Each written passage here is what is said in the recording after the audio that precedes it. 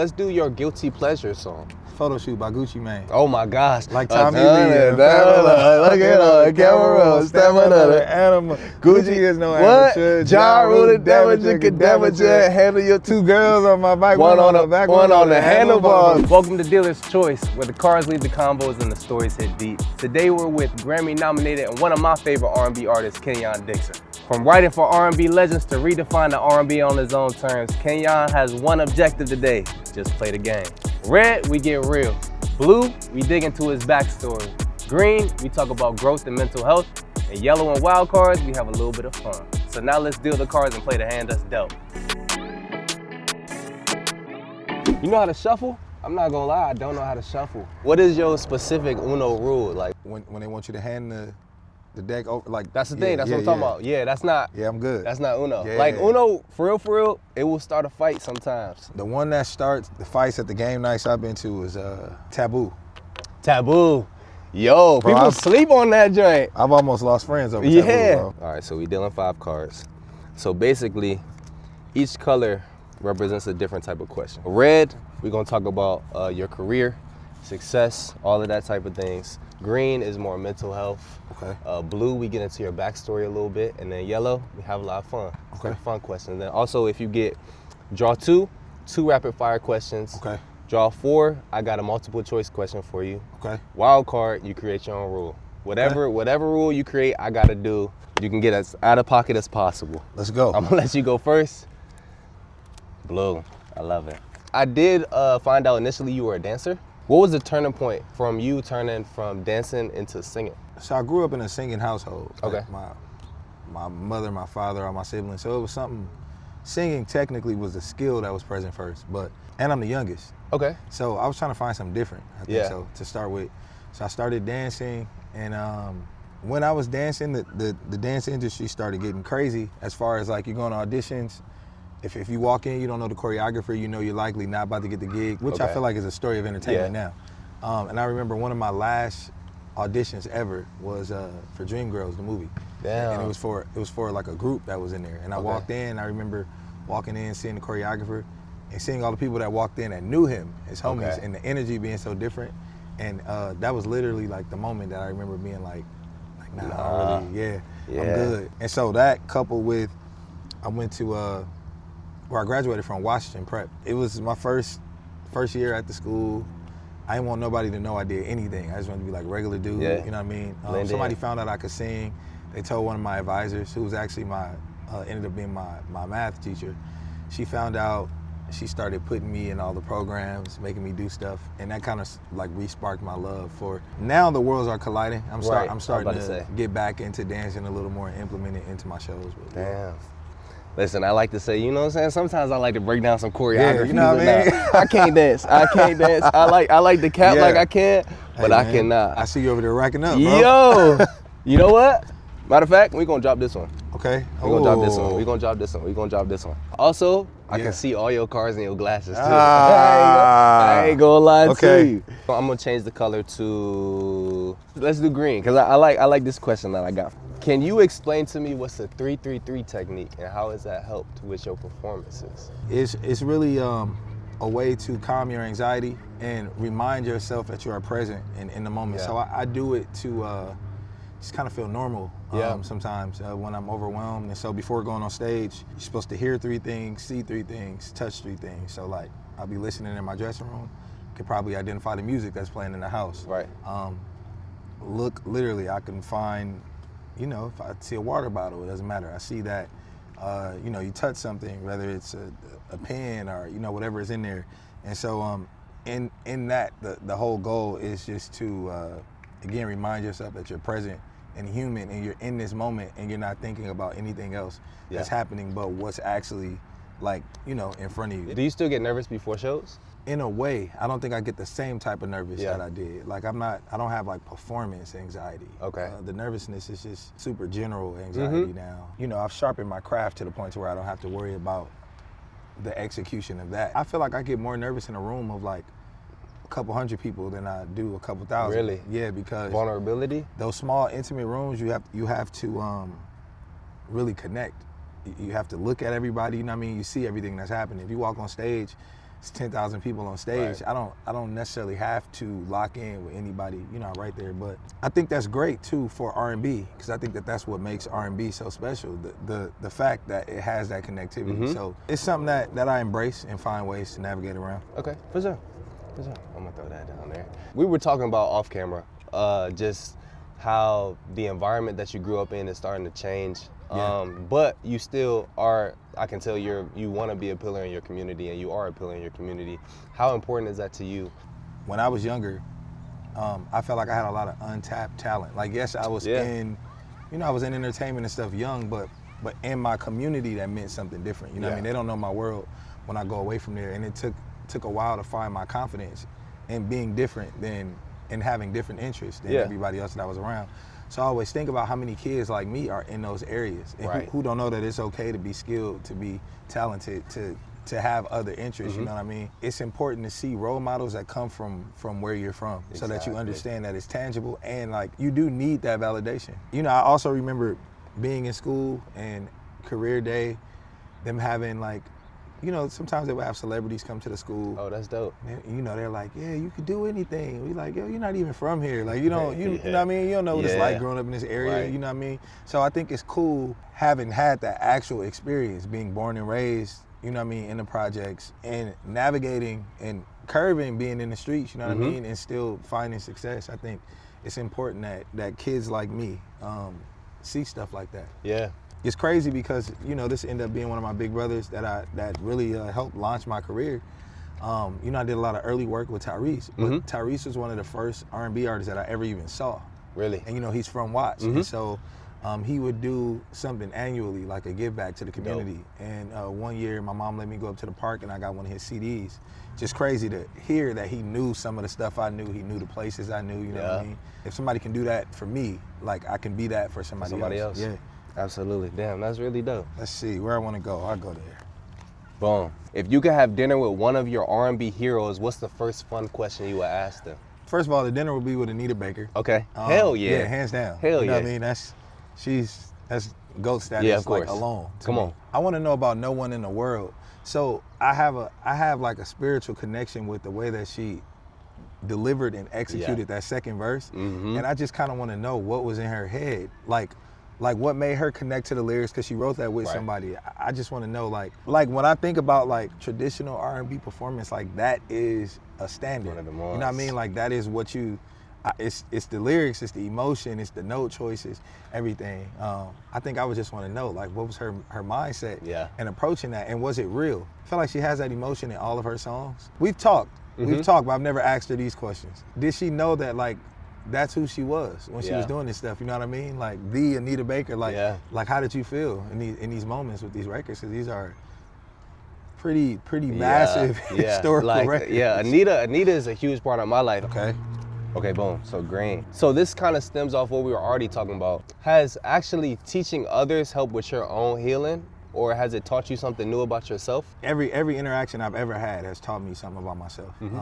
I'm big on observing people, listening and watching, and I think watching people, how they approach things that you already know, there's like value in that. Things are a lot more objective than we like to admit, and there's usually like a rhyme or reason or something theoretical that makes sense about what we do. So I think you get to see it from that standpoint, like outside of yourself, you get to see what people, how they adapt to information that you already know, you know what I mean? And I just like watching people maneuver, again, and approach things differently than the way that I have. And that's where the learning comes in for me, because then when I go and I have to do stuff with other people, I've now acquired more techniques and other ways that gave me like deeper understanding than just the way that I knew. So it's like that with songwriting too. Like the more I write with people who don't have my style of writing, it increases the chances of me successfully writing when I get in the rooms with other people, because I'm like, okay, cool, that's not my style, but I've worked with somebody who writes like you, so now I can pull from that, and this may, you know what I mean? So yeah, it definitely helps, man. I've learned. Okay, here we go, boom. We're gonna switch that. Do you have any childhood memories that still influence your writing to this day? I don't know that this is like, I guess this is more like general nostalgia, but I always, for some reason, I get this vivid memory sometimes when I'm writing, depending on the song. It's something that like chord and chord structure evokes for me, but I'll literally see myself like looking out of the window in my room growing up and like looking out into everything that's happening. And it does this, I realize that like I thrive in like a nostalgic space. So it does this thing with like contrast for me to where I'm able to see the world from that young me. That's crazy. While also being myself, you know what I mean, present. But with all that like stripped away, I think that actually contributes to some of the purity in my music. When people say that, you know what I mean, like what they listen to, what they feel, I think a lot of it comes from that. The other day, I was here at the park, right here, and a guy was playing basketball. He had a speaker, he had a loudspeaker, and Dear Mama by Tupac came on. And I was sitting down, and it tapped into like this nostalgia of me being younger, and I didn't realize that song was a sound that was like a trigger for my younger experience. And hearing him play it on the speaker, like even the level it was playing at, how the, you know what I mean, the way the sound was amplified, that took me back to like that space. And I went home and I wrote. But when I was writing, I was looking for something that felt like that. It put me back in that space. So that's why I love music so much, because music is like, it associates with a memory and like it is stuck. Again, I'm getting my ass whooped in this game. It's all right, bro. How are you able to balance your own artistic identity as well as collaborate with others? Man, I just know who I am as an artist. Up to this point, I've written all of my own music, so that has also helped me because I have a thing that I figured out, you know what I mean? When I'm collaborating with other people, when I was like much younger in the game, I used to shy away from it because, you know, you're like, I don't want nobody to steal my style. But I realized I could give them every ingredient of what I do, and it still wouldn't be you. Wouldn't be me, And so, and I've seen it. I still see it to this day. I'll do something, and clear as day, I see, you know what I mean? Like, okay, cool, great attempt, but it can't be what I do. So I think that's a type of God confidence, when you're confident in your gift and you know what I mean, what you possess, and you know your purpose. I think you get a different understanding, and you're able to just freely create, and it lands where it's supposed to land. The biggest difference, which is like an indirect flex that I lean into, is if you've done it once, you can do it again. They have to wait on you to do it to get the direction. If it's true to you, it's something that you're going to create. So they're always going to be a step behind what you're doing, because you can't do it until I do it. So let's talk about Come As You Are. Okay. How did that collaboration with Terrace Martin come about? I've known Terrace since I was a teenager. One of my first professional gigs ever, I was singing background for DJ Quick. Terrace was in the band for that. Terrace also is good friends with my older brother. You know, we would see each other. We were both LA natives, you know what I mean? So at all the different like open mics and just everything that was happening, you know what I mean? We always knew each other. We never talked about working or anything like that. So just recently, within the last year, me and Terrace like connected on that level, like intentionally, like, yo, we should work on something. He sent me some tracks that he wanted me to do something to. I sent him one of the ideas back, probably like that same day or like next day. I was in the car. I remember I sent him a video. And I was like, hey, I got an idea. Somehow that track turned into like, nah, man, we should actually do an album together. Heck yeah. So he was like, let's do an album. So we started doing live shows first. And so we played a couple live shows, little residency shows out here. And I think that for Terrace, I think that's when it really clicked, because, you know, he's a musician. So the live space is probably where his mind always is. So if you see, it's honestly very rare for R&B artists to be able to thrive in spaces like that, where they just have to stand and sing and be with the cats, like with the players. And, you know what I mean? So I think that got his wheels turning, because he realized if we did an album, we could actually do stuff with this album. We can go do shows. Come As You Are is special. I think it's one of those projects that when people look at our discography throughout our lifetime, they're gonna identify that one as something that's different. You know what I mean? It's one of those ones that we were intentional about showing up as ourselves. Terrace grew up in church as well. Working with a lot of different artists and in the church space, there's a lot we had to suppress, and a lot of creative code switching. You know what I mean? When you walk into these rooms and you couldn't fully be yourself. And so we created our own space where we could come as we are and show up. And, you know, if we felt like doing a rock record this day, a gospel record this day, alternative record, it's like, it's all music, and it's all a part of us. So that's what makes this this one's special. Us being like black men, that we can listen to everything. Like we can listen to rock music, you know what I'm saying, and make a rock song, you know what I'm saying? Yeah. We can listen to pop and love pop. Like we don't have to just rap in R&B. Yeah. And also 100%. like it doesn't, growing up, I also grew up in the church. Okay. It doesn't just have to be gospel. Yep. You know what I'm saying? So I think that's a beautiful statement. Let's talk about the R&B you love from the 99s and the 2000s. Okay. Let's go. You name that, I did my research, like you said, to reclaim the sound that you felt was getting lost in the mainstream. Did that ever feel risky when you were creating that album? Not really risky, because I could sense people's like dire need for nostalgia. Yeah. I'm like, everybody, I'm listening to what people are saying, what the conversation is about R&B, the things that they say are missing. There's no up-tempo R&B records where people are singing. There's no bridges. There's, you know what I mean? I listen to all of that, and I'm like, I can do stuff like this in my sleep. This is because this is a world that I'm interested in already, you know what I mean? What I did know is that the risk was more so like mainstream engagement with it, because that wasn't when you go against the grain of what's popular, it's always gonna, you know, be a little more suppressed.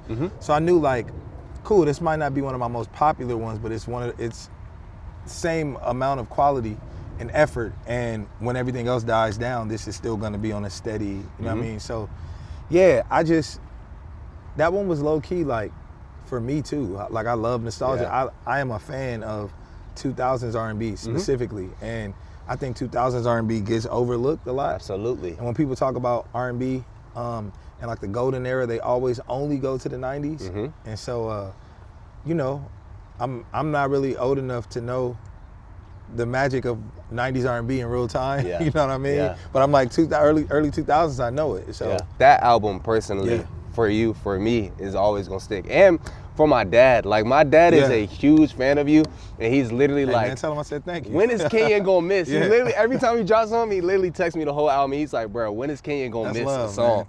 It's a special era, bro. I you know, I talk about it all the time, bro. I think it was a pivotal era too. People don't like to acknowledge it, but I'm like, we got a little more creativity in the early 2000s. Absolutely. Because I always say, people like the 90s for, like, it's like R&B gospel is church. I'm like, but for somebody who grew up in church, I had real church. So I didn't need the R&B singers who were singing like church, because I was, you know, I mean, in the church. But 2000s, man, the production and the melodies were so like, you got the Neptunes, the Underdogs, Corner Boys, you know what I mean? Timbo. Yeah, Timbo, Dre and Vidal. They did some stuff on Confessions.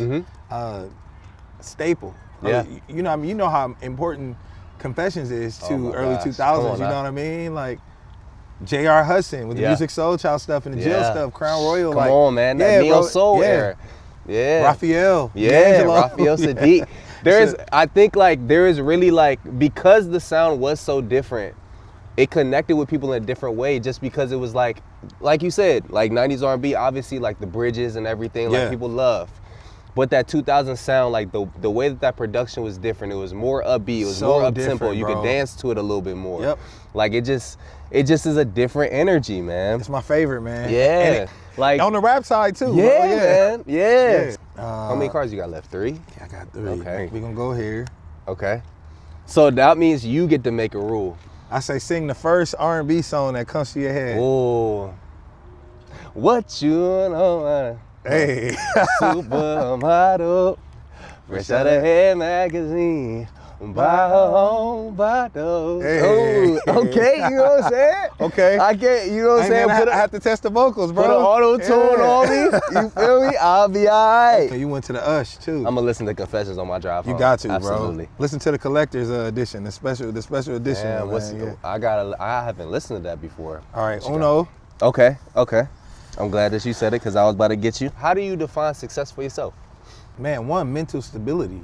I think that's important. Our mental peace, I could say that, because I think mental stability can be misleading because you're not here 24/7. You know what I mean? So there's gonna be some ups and downs, and it won't be so stable. But I think the peace of it all is successful for me. Just being happy, man. Happy with life. Which I think comes back to that peace. Maybe peace is how I define it, bro.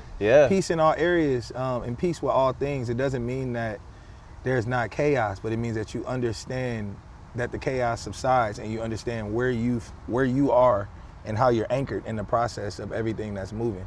I think even career-wise, you know what I mean? With knowing who I am as an artist, what I'm up against, the fact that it only strengthens me and puts me in a position to be even greater. Fatherhood, same thing. Yeah. Peace there, knowing I'm being effective and active at all times, you know what I mean? Like, even as a friend, you know what I mean? As a human. Yeah, maybe peace over happiness, bro. Because I think happiness can subside, but you can be at peace and still experience different emotions on top of that. Yeah. But the root of you can still be, you know, in solitude. I think I just realized that, like, in this moment. Hell yeah. That might be what success is. Hell yeah. We haven't even talked about fatherhood. How has fatherhood changed your perspective in general as a person? Man, that's probably the biggest determinant in my life right now for everything, every decision I make. One, I think the biggest thing, parenthood in general, but fatherhood in my case, teaches you is the importance of time. We waste a lot of time because we think we have more time than we do. And we have as much time as we have. Like, you know, take that however, but I think that even like as a creative, what I started realizing, like, you know what I mean, you have a child, your child is on a schedule. You know, you have to pick them up from school, drop them off at certain times. That made me realize I had to maximize the time I had to myself to get things done. As they grow, it teaches you more about respect and like human decency. Like, I've always been a respectful person. I found myself to be pretty honorable and, you know what I mean, I pour into people, but it challenges you to realize how much more you can do because everything you do, they're looking at. Like, sometimes kids do stuff and you'll be like, yo, why would you do that? And you think about it, it's like, well, why wouldn't you? Because you don't know what I know. I have to show you, you know what I mean? So fatherhood has taught me how to be intentional with everything I say and do and be a little more considerate. And it has helped me with people because you become fascinated with your kids and you try to get in their heads and figure out, okay, cool, what are you thinking? Because sometimes, you know, they can't communicate like adults. And so it has given me a different type of grace for humans. When they do stuff that doesn't really make sense, I now try and think like, okay, why would you do that? Is it personal? Like, maybe it's not me. Maybe you did this because, you know what I mean? So it's just helped me evolve as a person, bro. How have you been able to balance your mental health in social media as well as being vulnerable as an artist? Like, it is super vulnerable to put out your art for other people to judge. Plainly. And social media is where people can freely express their opinions. How have you kind of protected your space and understanding, like, this is my art, this is personally like me putting myself out there vulnerably and seeing people react to it? It's layered. It's super layered. One, as it pertains to my music, because people would like to think they know a lot more about my personal life than they do based on the music. I don't write about anything in real time. Cool. Even if the experiences are real, I settle them with myself first. Because you got to realize when you're putting stuff in music and you have unsettled emotions, if you change your mind about that, you still have to live with those feelings, and your feelings may change. So that's number one. People are dramatically behind anything that's ever happening in my life. Two, I set healthy boundaries. Like, there's this idea that as an artist, like, you just leave stuff unchecked. And I don't believe in that. I think you have to teach people what to do in your space. Like, so if you want respect, and you know, I mean, it's not, you can't force everybody into that space, but my fans who are here for me, they understand it. We have a mutual respect for each other. I respect them, they respect me, we respect each other. I see them check people when they come into the space and they're not respectful. They're like, hey, we don't do that over here, like on this side, you know what I mean? So I think setting those boundaries are cool. My biggest thing, I have real friends who don't care about the fact that I do music. They don't do music. We have regular conversation. On the daily, I'm hanging out with my homies who they're not in music, or if they are, they don't care. You know what I mean? I have real friends that I could call, talk to. I got a real solid, strong brotherhood. I can call my brothers right now about anything, you know what I mean? We hop on, we good. We can go to church together. We can go, you know what I mean? We can come up here, play basketball. We can take the kids somewhere, you know what I mean? So I think creating that normalcy was really important for me, to not feel like, I mean, like, I am a walking creative 24/7, but like, that's not all, you know what I mean? Damn. Yeah, man, you got a lot of cars over there. Yo, bro. Like, what's really going on? At first it was cool because we was getting questions in, but now it's like, damn. If you had a versus, 2 catalogs between 2 artists, what would your dream versus be? Tyrese and Joe Thomas. Ooh, okay. Yeah. That's a great joint. Those are 2 of my biggest like, influences, man. So, man, Joe don't get a lot of love. And he needs to, bro. I know. Nobody sings better than him. I know. Joe don't get he really deserves more flowers. Yeah. We'll say off camera who you think gonna win. Okay. Yeah. We ain't gonna create nothing. All I'm saying is Tyrese got my pen in his catalog. Yeah, so a little bias. Yeah, man. It's them jams. Outside of music, what's the weirdest flex you got that no one knows about you? Dancing could be included, but we already kind of. I'll go specific in the dancing. Tap dancing. Okay. Yeah. Damn, that's fire. So that tap dancing was something I did professionally. Like you get a lot of people like, oh, I used to tap when I was younger. Like, it's not that. The way I learned and the company I learned with, like, you can never forget how to tap. That's how skilled. Coming from a company, that gave me a little bit of a jazz background. Cool. Which a lot of people don't know. Tap and jazz kind of went hand in hand. So growing up, dancing outside of only being able to listen to gospel, I was exposed to jazz because a lot of the stuff in our repertoire was like Ella and Duke and Count Basie and you know what I mean? Yeah. So yeah, I feel like that kind of gave me an advantage with music on the theoretical side as well, because I can also, I guess that's a flex. I can sight read music.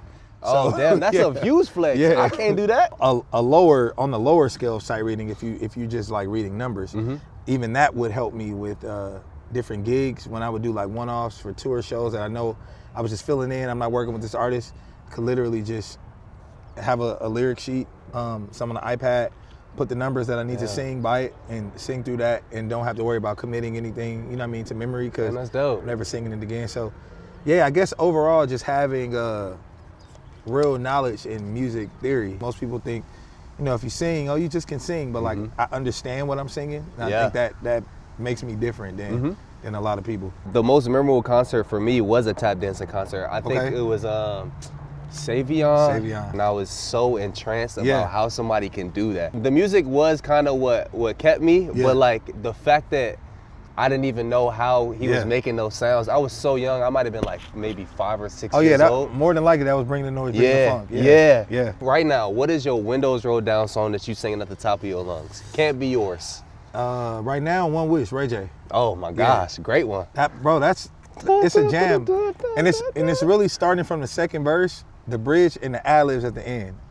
Windows roll, like I'm on the freeway, like I want somebody to see me singing this song. I had this moment like a couple days ago. I might have been, I think I was singing Chris Brown Say Goodbye, and I was in my bag. Bro. And I was really singing, and then I was at a red light, and I looked over, somebody was recording me. Yo, I was like, you know what? Hey, that first, I understand it. That first CB album, bro, that whole album is a Windows roll down for me, from Winter to Just Fine to Ain't No Way. I want to say it's off his second album, Throwed Off. You remember Throwed Off?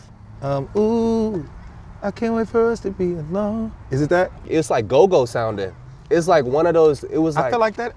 It is? Huh? It is? So tell me what you say, man. Yes. Yo. What is that, exclusive, I think so? Oh, yeah, exclusive. Okay. It's, yep. Yo. Because I'm hearing that, in the beginning. The drum, the production. And that's a jam. Yeah, man. That's a throwback. That's go-go. That's DC sounding, man. Yeah, man. Early CB, man. Early CB, dog. If you could go back and be on any movie soundtrack, what movie soundtrack would you want to be on? Maybe Love Jones, bro. Great one. Sing Sentimental Classic. Mood. Favorite R&B bridge? Come Over, Faith Evans.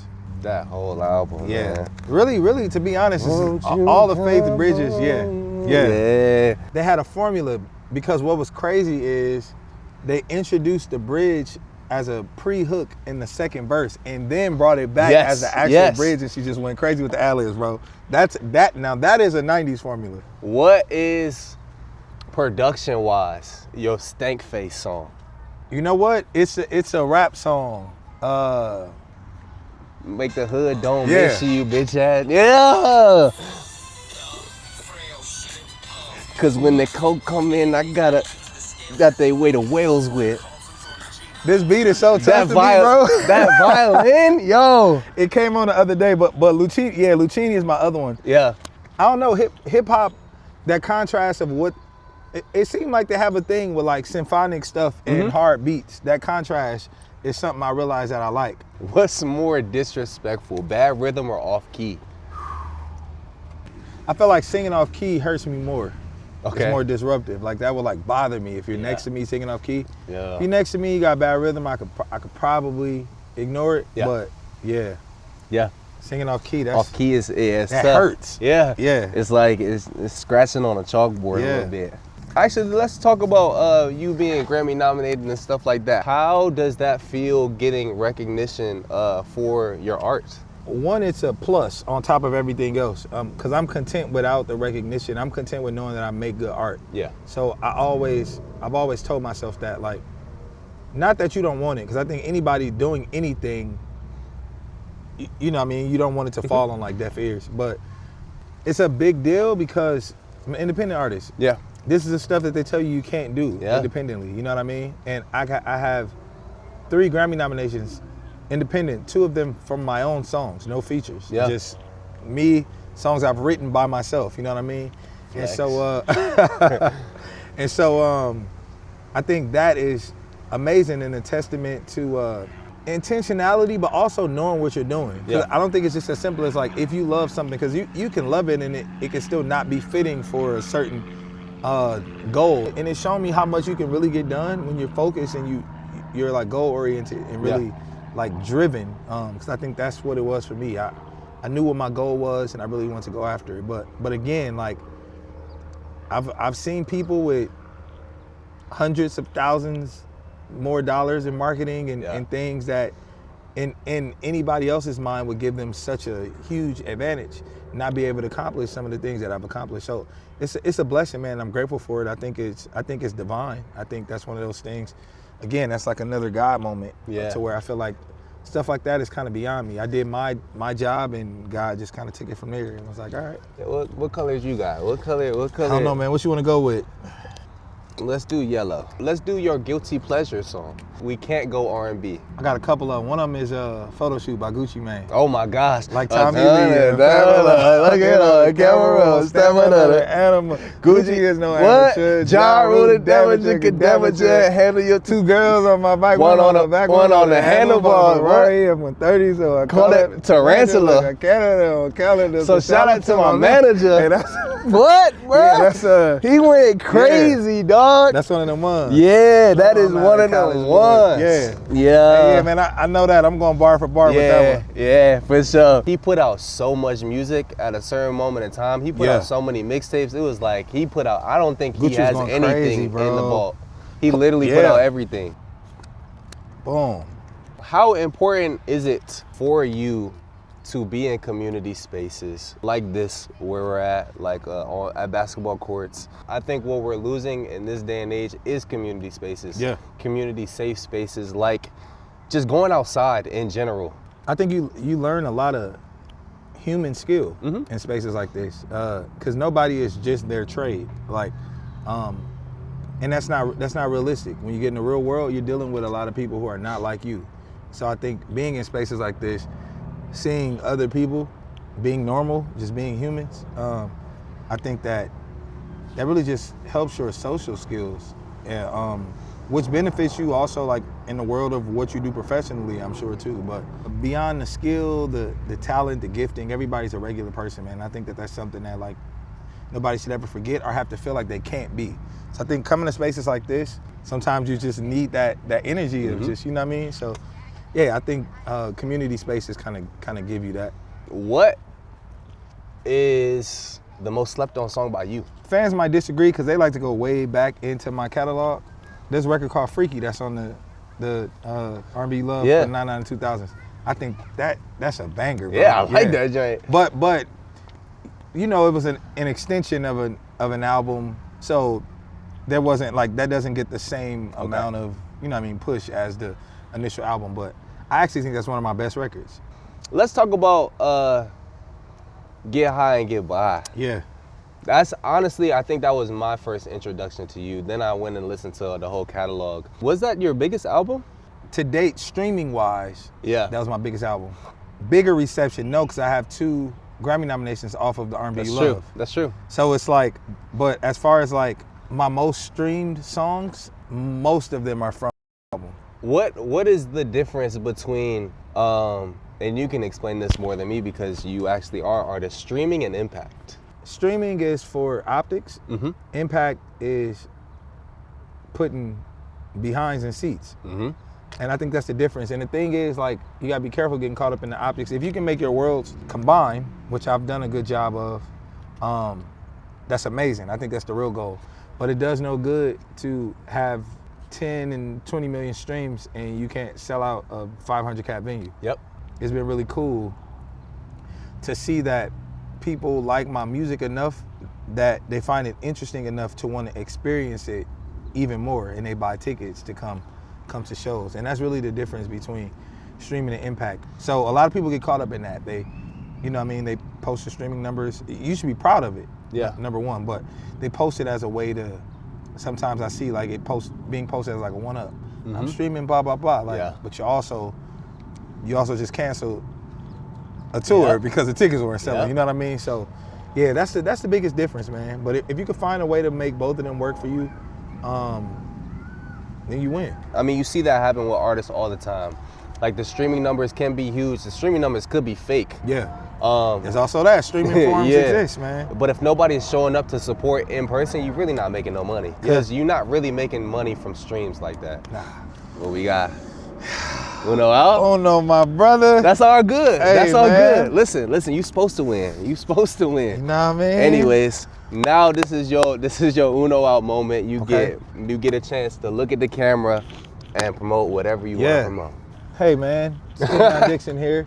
Come As You Are, incredible collaborative album with my brother Terrence Martin. It's out now. It is just a testament to fully being yourself, embracing your creativity, all levels of it, and every aspect of it, and creating a world where you can show up as yourself. I think it's an album that we're both immensely proud of. The Cars are also proud. That's why they flew away. And so, yeah, that's out now. But if you love R&B in general, go press play on some Kenyon Dixon. It's never a bad idea. Who should be the next guest? You should get my brother Eric Bellinger. Okay. You should get Eric next. Okay, for sure. Appreciate you. Yes, sir. Bye, G.